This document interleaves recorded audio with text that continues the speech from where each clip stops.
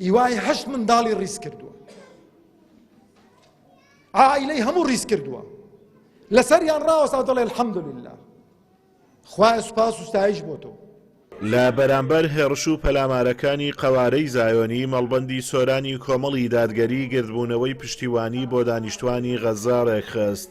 خەڵکی سۆرانیش بە جۆش و خرۆشەوە بەشداریان لە گربوونەوەکەدا کرد و دەڵێن پێویستە هێندەی لە تواناماندا بێت هاوکار بین بۆ خەڵکی لێ قەوماوی غەزا، سبە گربوونەوە و ناڕەزایی بێت یاخود بە دوعاکردن یان بە ماڵ و سامان. ئەوەی کە ئێستا و گربوونەوەی کە کردیتمان ئەو وتاردان و کۆڕ و سمیناری کە ئێستا هەیە یەکە لە ئەرکەکان کە جێبەجێ یەکەین بەرامبەر ئەو حەق و واجبێ کە لەسەر شانمانە بەرامبەر برایانەمان لە غەزا. خاڵێکی دیکە هەموو هاوڕاین لەسەر ئەوەی کە چەکە بەهێزەکەمان کەس ئەتوانین بەکاری بینن وەکو یارمەتیدان بۆ برایانمان لە غەزا، دوعاکردن و پاڕانە و لەخوای گەورە کە سەرکەوتنیان بەنسیب بکە، ئەهلی غەزە ڕزگار بکە. ئێمە موسڵمان دەبی بە دڵ و بەجیان لەگەڵ موسڵمانانی غەزەدا بین، ئەگەر پێمان نەکرێت لەوێن دەربین ئەتوانین دوعای خێریان لێ بکەین. موسڵمانان وەکو یەک جەستەوان، بۆیە لە هەر شوێنێک ئەو جەستەیە تووشی ناڕحەتی بێت هەمووان ئازاری پێوە دەچێژن. هەر ئەمەش وای کردووە موسڵمانانی کورد کە خۆیان زوڵمی زۆریان بەدەست زۆردارانەوە چەشتووە هاوخەم و هاوهەڵوێست بن لەگەڵ خەڵکی مەزلومی غەزە و داوای وەستانی کارە وەحشیگەرانەکانی قەوارەی زایۆنی بکەن. وەمەش وەکو موسڵمان وەکو کورد ناڕزایەتی خۆمان دەربڕی وە پشتیوانی خۆمان دەربڕی بەرامبەر بۆ ئەو خوشک و برایانەمان لە غەزە.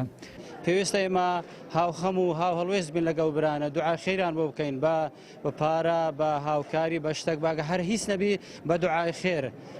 زەرورە خۆم و ماڵ و منداڵەکەمان ئاگادار بکەن و کە پاڵپشتی مەزلومان بکەین، دژی زاڵمان بین.